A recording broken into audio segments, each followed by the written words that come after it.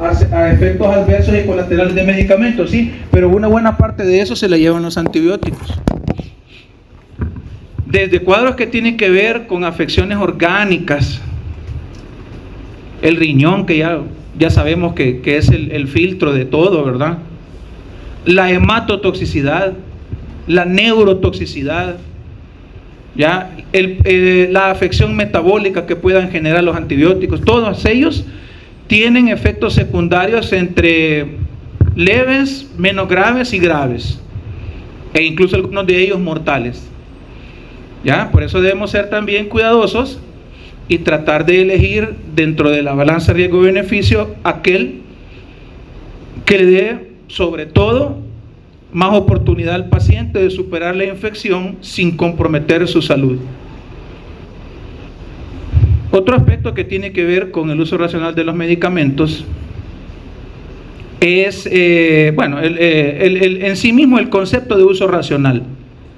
El hacer un hábito para el profesional de salud una prescripción sana, adecuada, racional y asertiva. Que vaya casando siempre el medicamento en función del tipo de infección que constituye el cuadro clínico de los pacientes que buscan ayuda.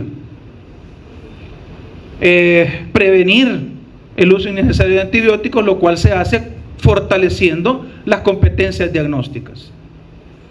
Y por otro lado, también tiene que ver con el paciente. Tiene que ver con el otro flagelo que está dentro de las causales de la resistencia, la automedicación. Hoy día probablemente existe un cierto control sobre los antibióticos que se despachan a nivel de farmacia.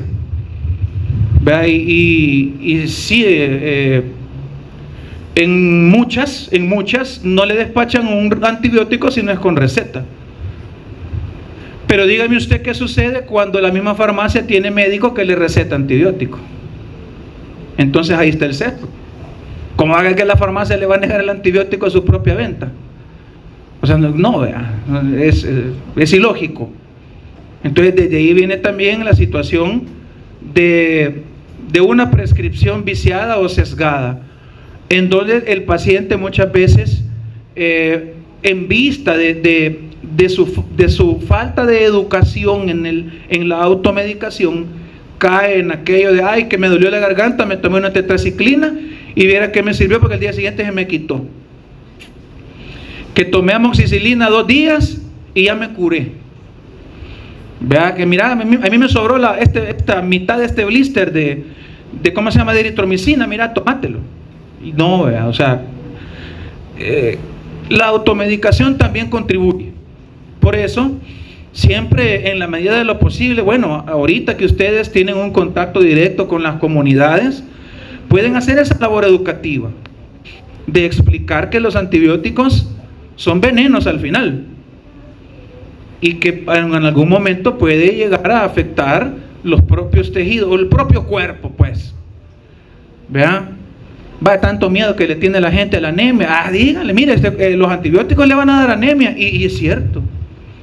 Los antibióticos, muchos de ellos provocan hematotoxicidad que va acompañándose de cierto grado de anemia cuando se utilizan de una forma prolongada innecesariamente. Entonces también la educación en los pacientes es necesario promoverla, ¿verdad? Para que el paciente se comprometa, para que el paciente se responsabilice de su salud.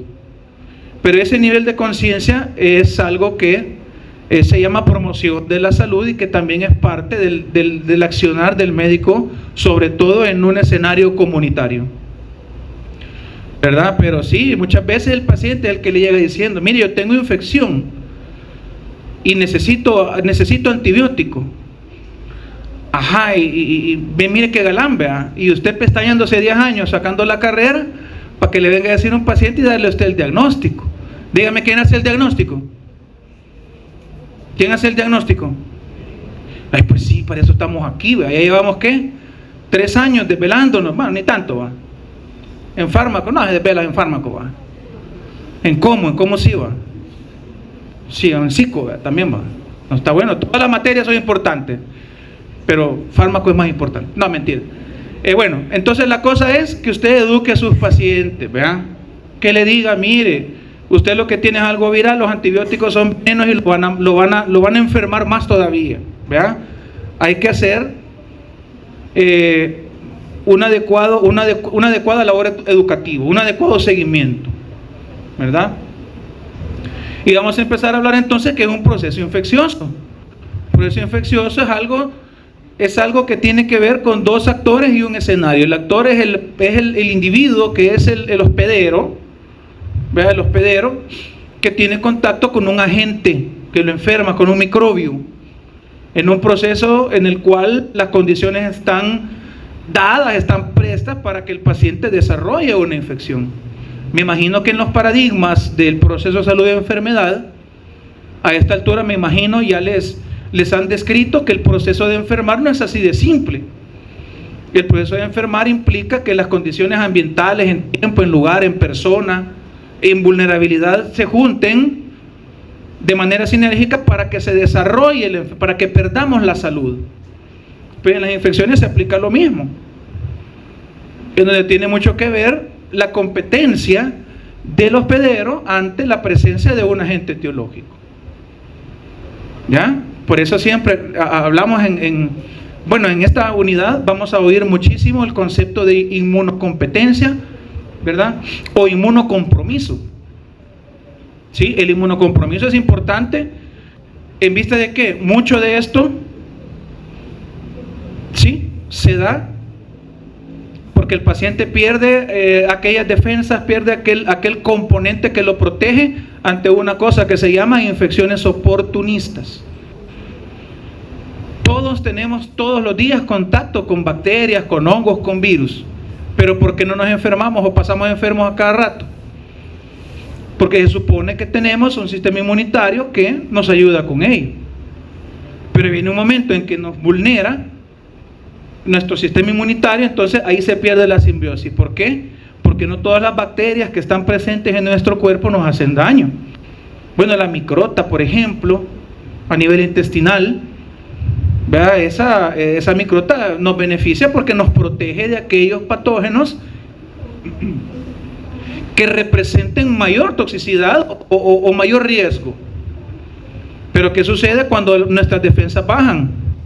Ya estos agentes que se están comiendo otras bacterias más fuertes nos comienzan a comer a nosotros, y entonces ahí es cuando se pierde la simbiosis y ya es cuando comienza un cuadro clínico que ya se le puede llamar una infección.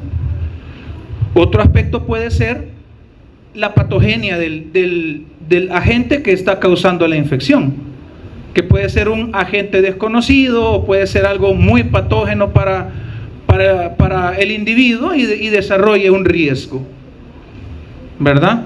Y entonces, como lo hemos mencionado, las infecciones cobran alrededor de 11 millones de muertes de los 59 millones de personas que se mueren al año.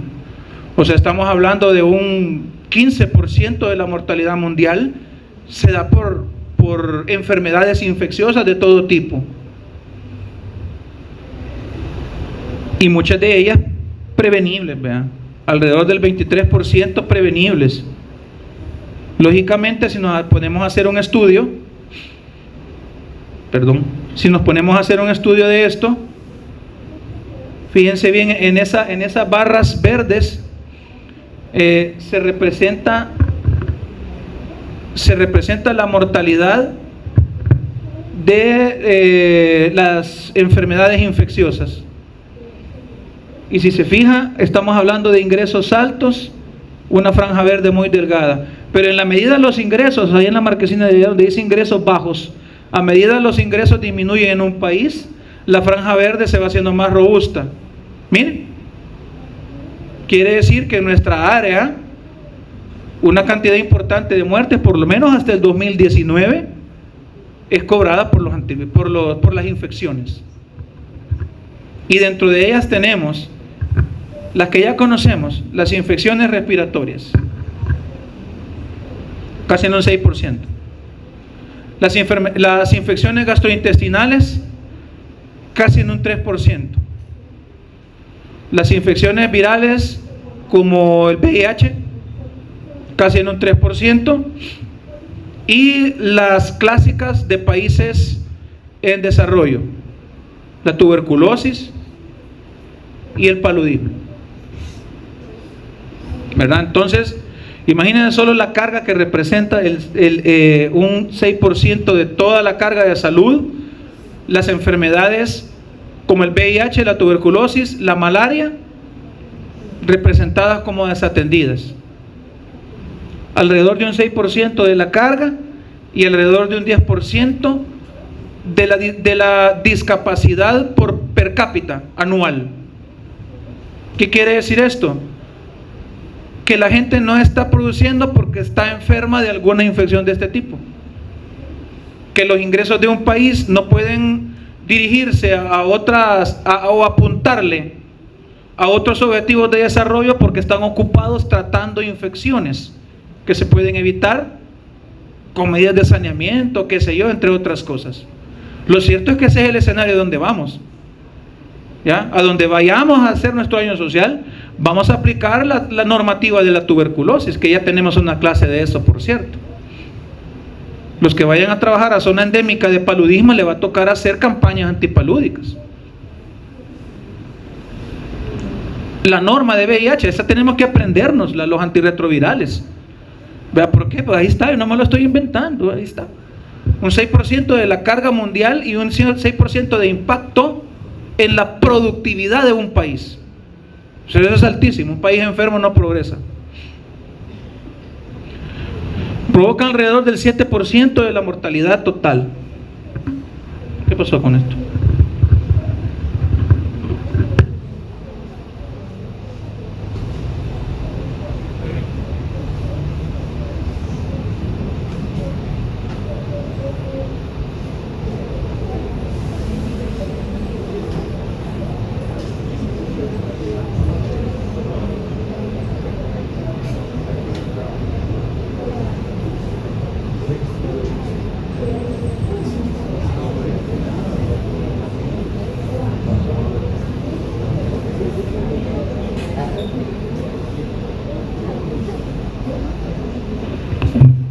Ahí está.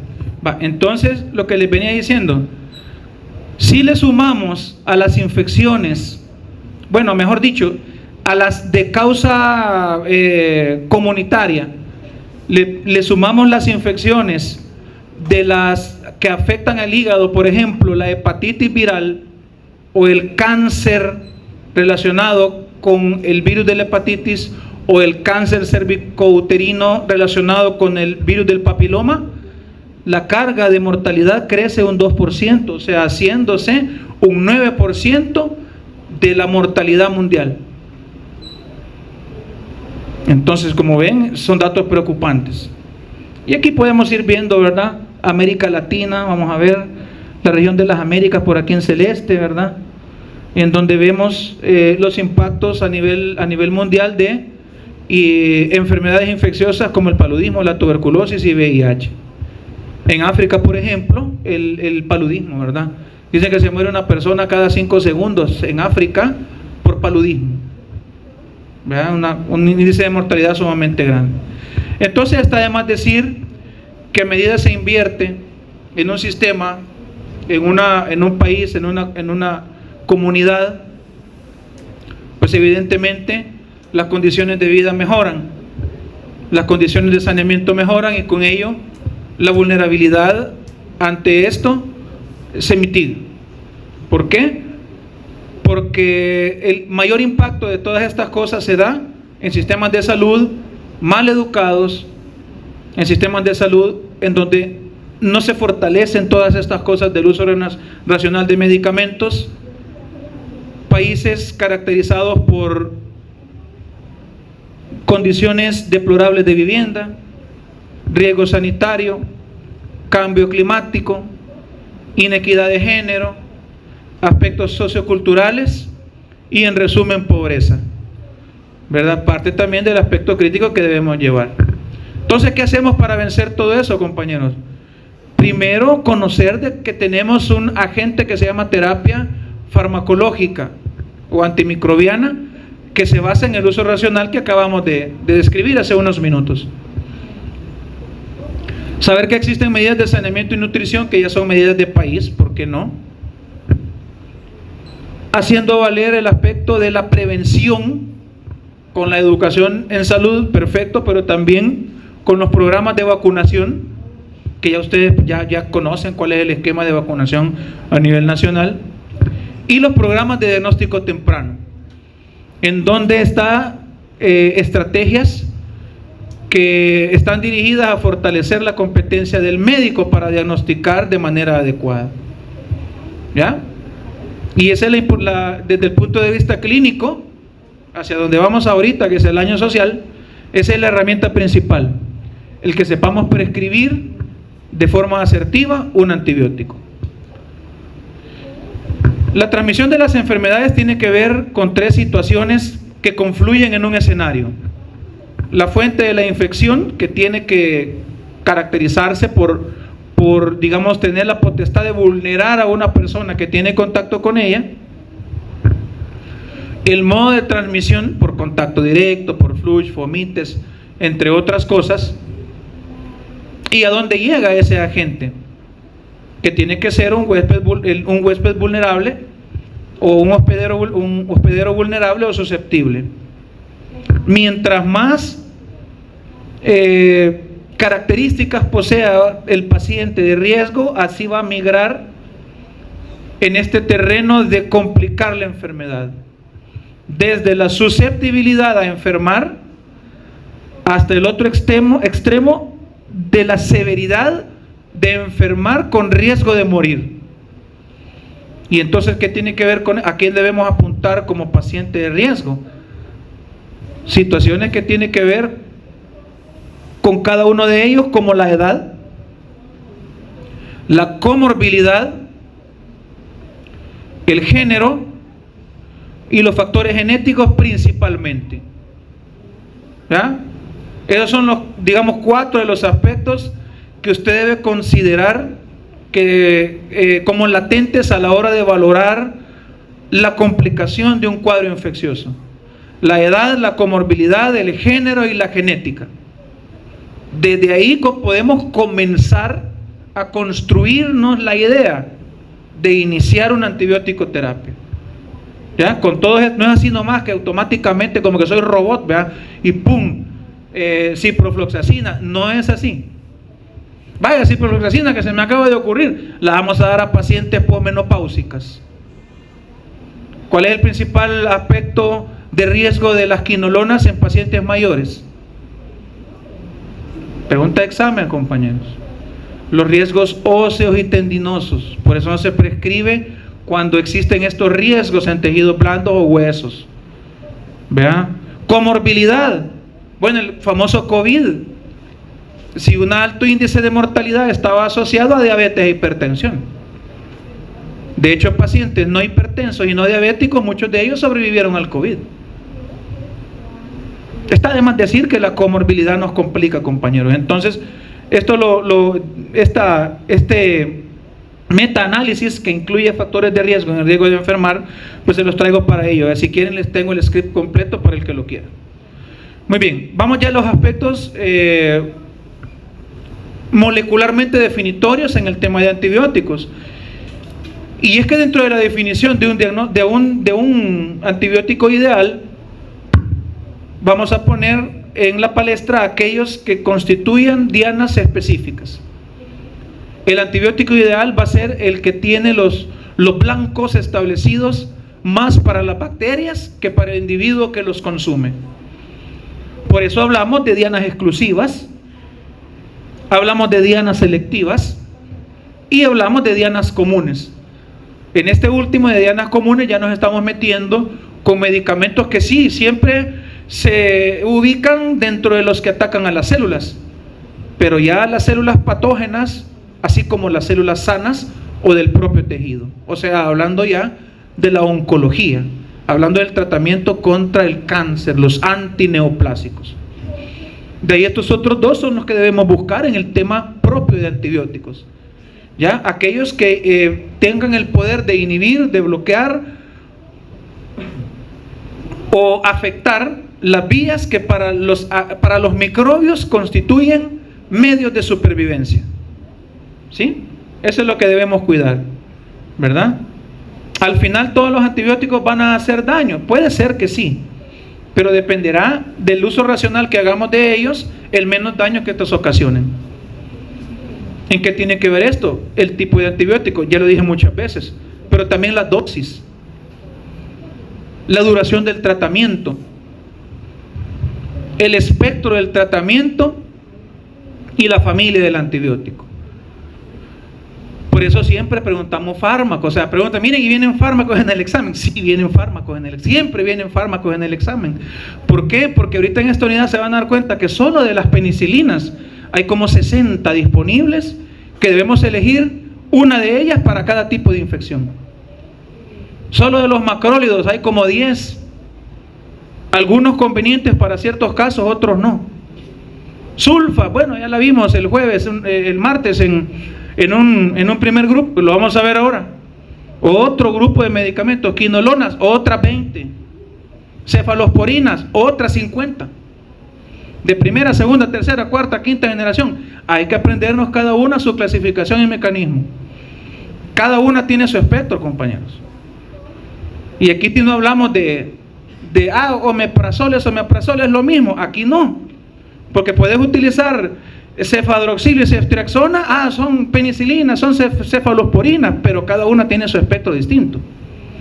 Entonces a eso voy cuando les digo de elegir bien el fármaco de acuerdo a la diana. Y dicho sea de paso, los fármacos que poseen la diana más específica o selectiva para las bacterias, en el caso de los antibióticos propiamente dichos, son los beta-lactámicos, o sea, cefalosporinas y penicilinas, en vista que su mecanismo de acción se basa en atacar o bloquear un blanco que es específico o exclusivo para las bacterias, que es la pared bacteriana. Los humanos no tenemos pared bacteriana en nuestras células, solo las bacterias tienen pared bacteriana. Por eso son los antibióticos más confiables, pero lastimosamente también son los antibióticos de los cuales se ha generado mucha resistencia por ese uso indiscriminado. ¿A qué me refiero cuando digo objetivo único? Aquel medicamento que ataca vías genéticas, bioquímicas, entre otras, que solo la bacteria o el agente las posee. Como por ejemplo, los beta-lactámicos que bloquean la síntesis de pared celular bacteriana.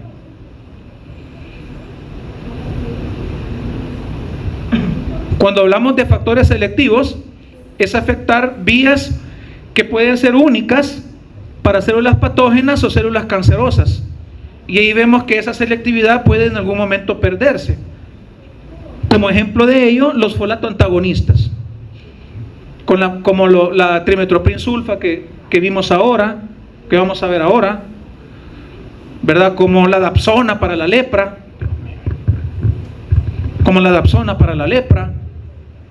como la pirimetamina, ¿verdad? Que en su momento era un buen antibiótico, se utilizaba bastante por su espectro, pero hoy ya no, porque ya hay mucha resistencia para ello. Hablábamos el otro día con el cloranfenicol, ¿verdad? Que se utilizaba muchísimo para meningitis, pero en vista de su situación colateral y de su resistencia, hoy pues ya no se ocupa mucho. ¿Verdad? La doxiciclina, por ejemplo, uno de los mejores antibióticos en su momento, pero ahora ya no le pega casi a nada, por lo mismo de las resistencias que van perdiendo poder, van perdiendo eficacia, ¿verdad? Entonces, haciendo un ejemplo, ¿verdad? Con los de los folato antagonistas, para hacer ver casos de antibióticos que tienen este mecanismo. Y luego tenemos los que ocupan mecanismos comunes, en donde se atacan objetivos que posee tanto células que queremos eliminar, así como las células del hospedero, o sea, de la persona que lo está consumiendo, del hospedador, en donde ya nos metemos en terrenos del manejo del cáncer. Como ejemplo de ello, el 5-fluoracilo, que es uno de los antineoplásicos muy importantes en esta terapéutica.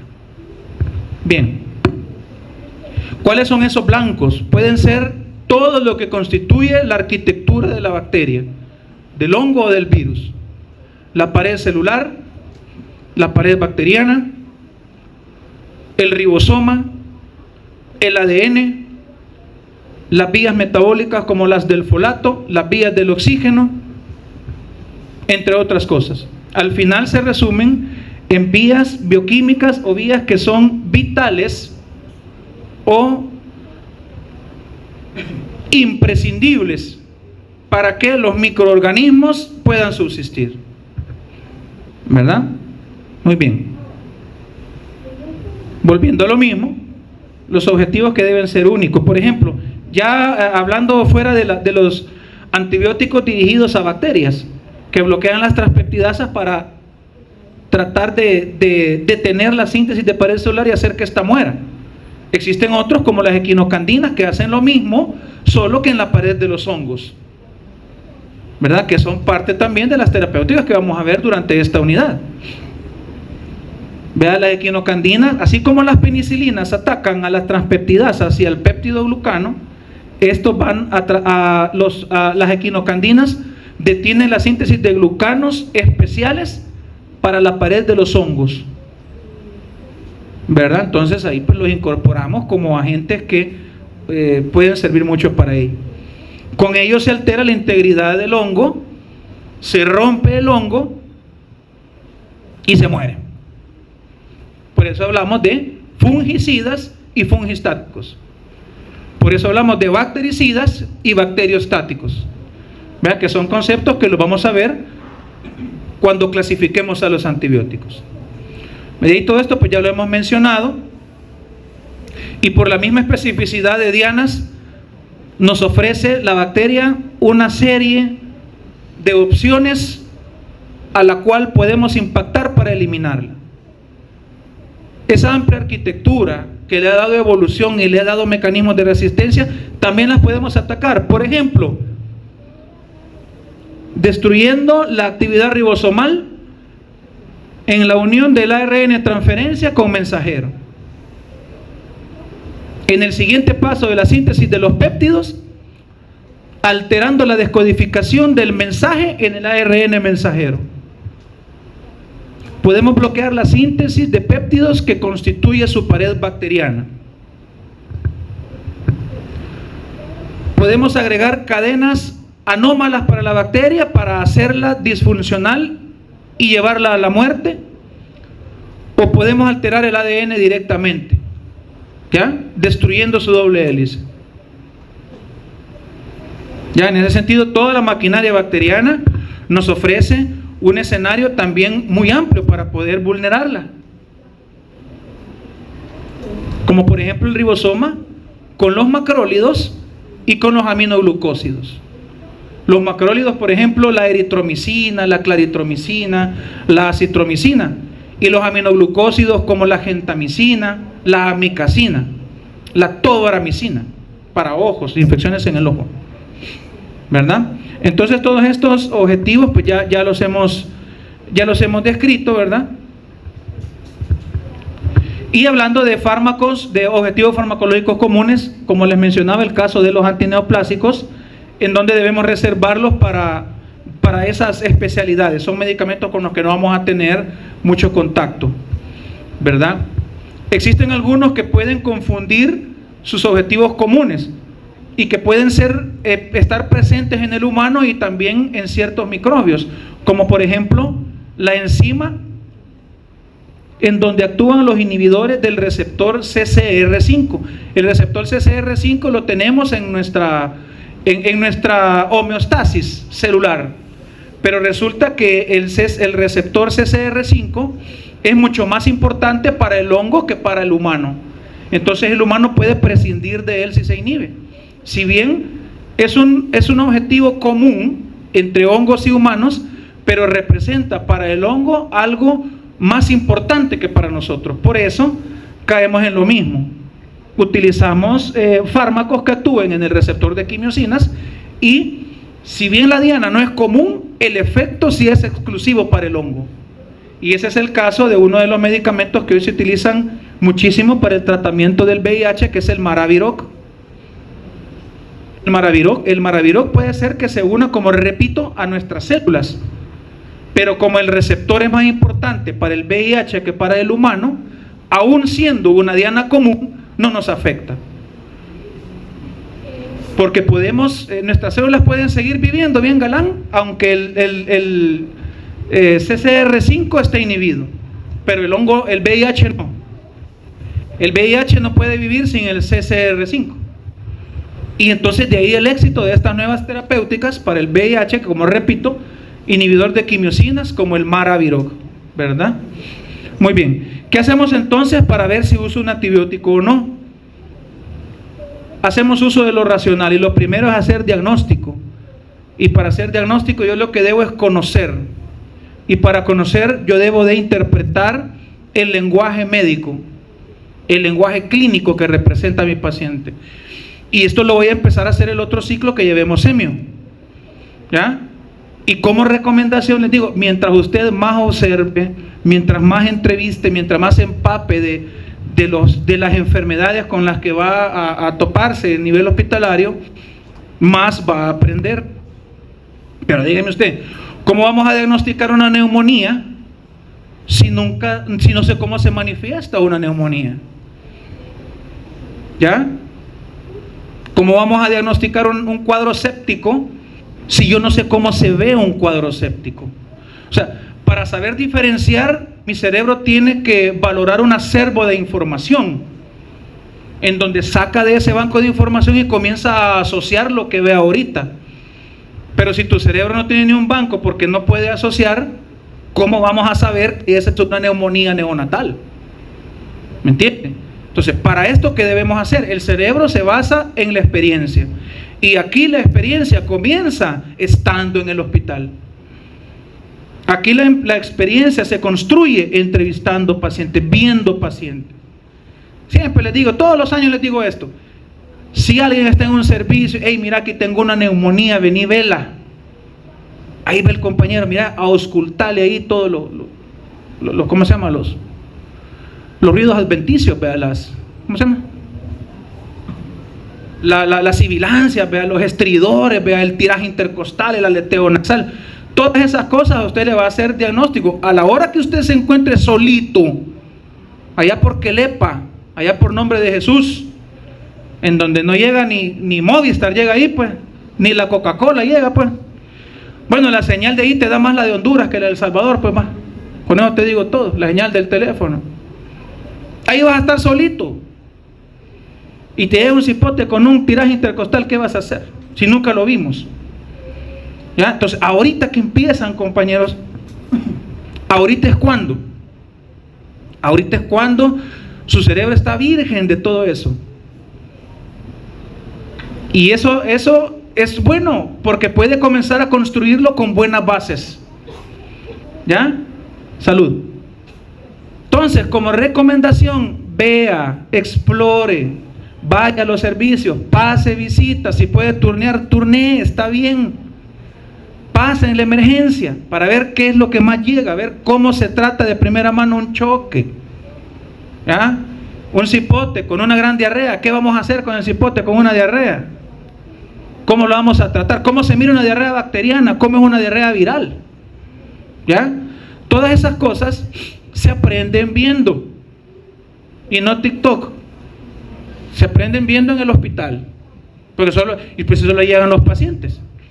Ahí en TikTok te van a decir un montón de cosas, pero muchas de ellas no son del todo ciertas. El único que no te va a mentir es el paciente. Pero para ello hay que saber leer su lenguaje, y ese lenguaje se llama manifestaciones clínicas. ¿Ya? El paciente te puede decir un montón de cosas, pero de palpar, auscultar, percutar e inspeccionar, ya eso ya te comienza a hacer a ti una perspectiva, y esa perspectiva se llama diagnóstico. ¿Ya? Entonces, ¿por qué generalmente perdemos como médicos? Porque desde aquí la regamos. Desde el cuadro clínico comenzamos a edificar mal el manejo. ¿Ya? Ahora hay dudas, claro, puedes tener dudas, pero para eso tenés tus pruebas de diagnóstico microbiológico o diagnóstico de laboratorio. Nadie te va a pegar porque te tomes un cultivo. Nadie te va a decir nada si das un hemograma, al contrario. Claro, hay cosas que gritan por sí solas, pero en un inicio está bien. Si tiene dudas, deje examen. ¿Qué tiene pues? $5 valen los exámenes. Ahí la vida. La vida no es colega robo, ¿va? ¿Por qué dicen que la vida no es colega robo? ¿Y los garrobos qué pasa? Vuelven a hacer la cola, pero la vida no, hijo. Ella no va, Denise. Ella ya estuvo. O sea, nos paseamos en los riñones de un paciente, no le nace otro riñón. Le damos 2 semanas con gentamicina, nos cocinamos los riñones en 2 semanas de gentamicina y no le nace otro. Allá diálisis. Pues ¿para dónde? Pues? Entonces, ¿qué? Si tenemos dudas, está bueno, dejemos un cultivo. ¿Y por qué no? Pues? Dejemos un cultivo máximo si vemos que es un paciente que decae mucho en infecciones reincidentes. Para el tipo de paciente, ¿puedo yo dilucidar la probable bacteria que está afectándolo? Puedo hacer. Porque así como yo leo, pues yo me documento y digo, no, en neonato las infecciones son por esto. Paciente que ha estado ingresado y llegó ya a la casa después del alta con neumonía, yo ya sé cuáles pueden ser las bacterias hospitalarias. Ya sé cuál puede ser una infección nosocomial de las que ya les he mencionado, por ejemplo. Neumonía de la comunidad, ya sé que puede ser neumococo, fácil. Pum, aquí el tratamiento y listo. ¿Ya? ¿Pero qué? No vamos a utilizar la misma medicina para distintos males, ¿vea? Para eso estamos estudiando, para saber discernir en el tratamiento. Y a eso vamos cuando decimos, si es posible identificar el agente etiológico, pues que mucho que mejor, porque ya se acerca al tratamiento adecuado. Bueno, medidas de protección a los expuestos, claro que sí. Otras pruebas complementarias que me ayudan a afinar diagnóstico, por supuesto, como les he mencionado, un general de orina, un hemograma, ¿verdad? Entre otras cosas. Y ya después de todas estas 4 premisas, decido yo si doy antibiótico o no doy antibiótico. Si todo esto ya lo tengo bien claro, proceso febril, con todas las acompañantes de una infección, le tomo un hemograma, neutrofilia, por los cielos, ¿verdad? Y entonces veo yo, bueno, puede ser una infección, iniciamos un tratamiento empírico. ¿Ya? ¿Cómo comienzo? Probablemente puede ser utilizar el de mayor espectro si la infección a mí me sospecha ser muy grave. ¿Por qué? Porque después con la evolución y las respuestas al cultivo yo puedo ir afinando. Si la infección es muy grave, incluso puedo valorar combinar el antibiótico.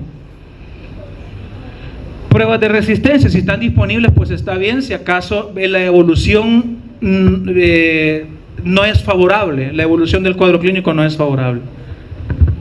¿Podemos cambiar el antibiótico? Claro que sí. E incluso podemos volver a hacer el ejercicio de reevaluar para saber si las manifestaciones clínicas las he interpretado bien en mi diagnóstico. Y bueno, aquí están todas las estrategias que ya les he mencionado. Todo se basa en la función clínica, en el análisis clínico y en el apoyo que puedas obtener en cuanto a disponibilidad de laboratorios, cultivo o sangre. La guía de tratamiento principal para un antibiótico es llegar a esto, miren, que significa concentración mínima inhibitoria y concentración mínima bactericida. La dosis que usted aplica en el paciente, la duración que usted determina en cuanto al esquema total del antibiótico para esa enfermedad, ya está determinando, ya intrínsecamente, sabe usted que con esa dosis va a lograr la dosis mínima inhibitoria o la concentración y la concentración bactericida. ¿Cómo esto puede cambiar? Si damos mala dosis, si el paciente no se toma el medicamento o si fallamos en el intervalo de aplicación del medicamento. Aparte de otras situaciones farmacocinéticas que las vamos a valorar en el momento en donde estemos frente al paciente.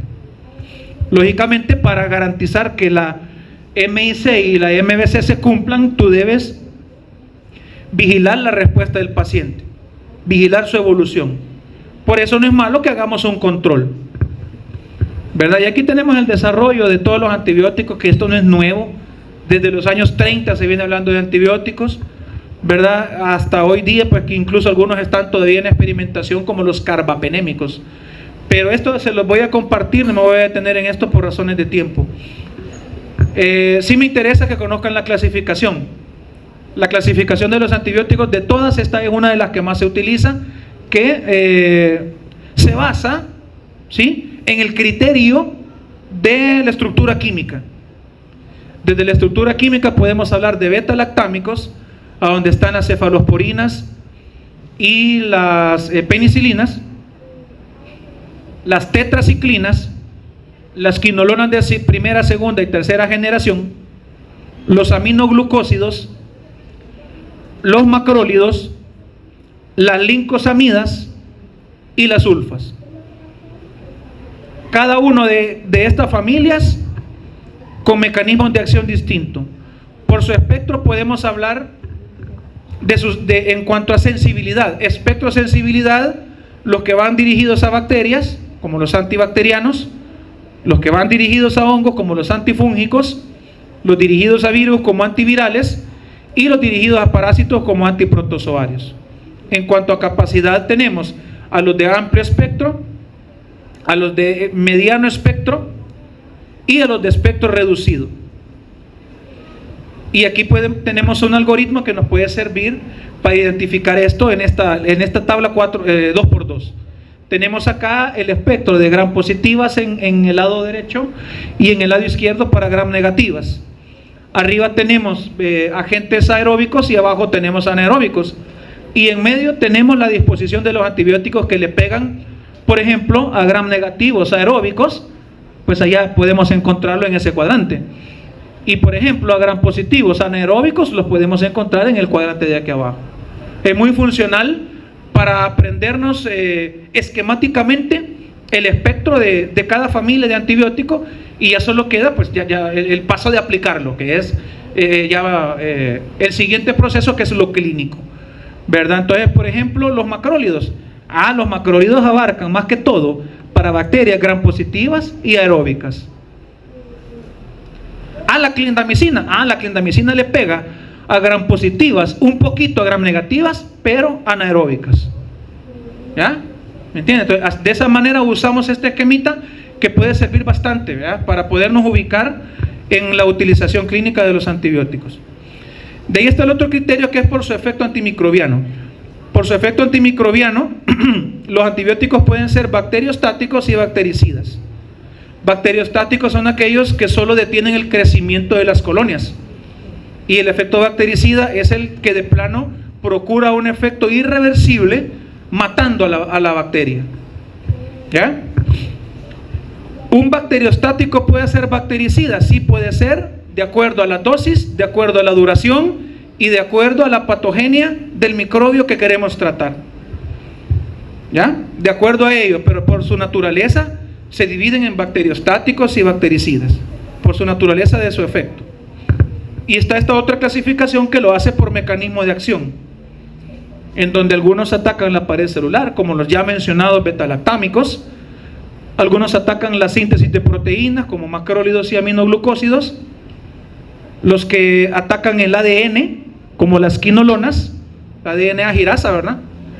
Y los que atacan vías metabólicas, como los folato antagonistas, trimetoprim sulfa. Otros que alteran la permeabilidad de la membrana del hongo o de la bacteria, como polimixinas, y la mayoría de antifúngicos, como las equinocandinas, ¿verdad?, o como los azólicos.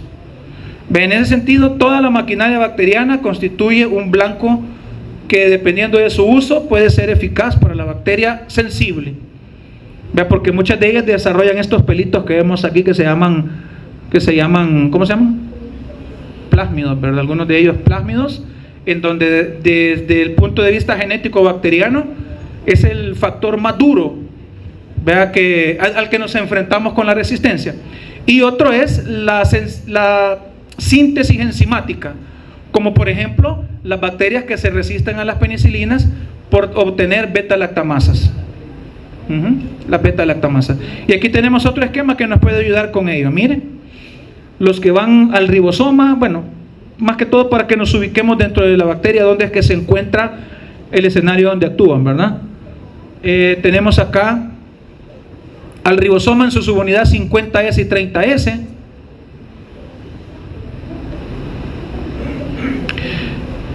Tenemos acá a los que antagonizan al ácido fólico.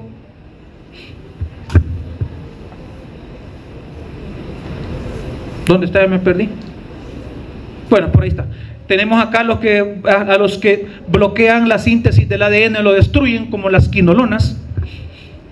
Y tenemos los que actúan en pared. Miren, ahí arriba, allá, en el cuadrante superior derecho, en donde encontramos a los carbapenémicos, vancomicina, bacitracina, fosfomicina, penicilinas y cefalosporinas. Muy bien. Ya en específico, por ejemplo, en las 30S, aminoglucósidos tetraciclinas. En las 50S, cloranfenicol, incosamidas y macrólidos. En la pared celular, a los betalactámicos y otros glucopéptidos, sobre todo en los dipéptidos de D-alanina, bloqueando su unión. En la síntesis del ácido fólico, el trimetoprim-sulfa, que hace una acción sinérgica, bloqueando enzimáticamente dos pasos distintos en la síntesis de bases nitrogenadas: la sulfamidas en la dihidroteroato sintetasa y la trimetroprima en la dihidrofolato reductasa. Y de ahí tenemos a las quinolonas, que actúan a nivel de la DNA girasa, condensando la doble hélice del ADN, destruyéndolo y con ello fortaleciendo su actividad bactericida, ¿verdad? ¿Cuáles son las bases que vamos de las cuales nos vamos a valer para ello? Primero, identificar el microorganismo con su cuadro clínico, haciendo congruencia de lo que trae el paciente, valorando situaciones que dependen del propio huésped, y ya una vez elegido el antibiótico, valorar su vía, la cantidad de medicamento como duración del tratamiento, el costo que tiene el antibiótico y las posibles complicaciones que éste pueda tener, ¿verdad? Muy bien. Todo esto se lo voy a compartir, ¿verdad? Incluso los mecanismos de resistencia que debemos conocer cuáles son, sí, desde el punto de vista molecular, ¿verdad? Para hacernos conscientes de ello y cómo podemos alterar si utilizamos mal un antibiótico, ¿verdad? Por lo demás, pues no sé si tienen preguntas, compañeros. ¿Alguna duda acerca del tema?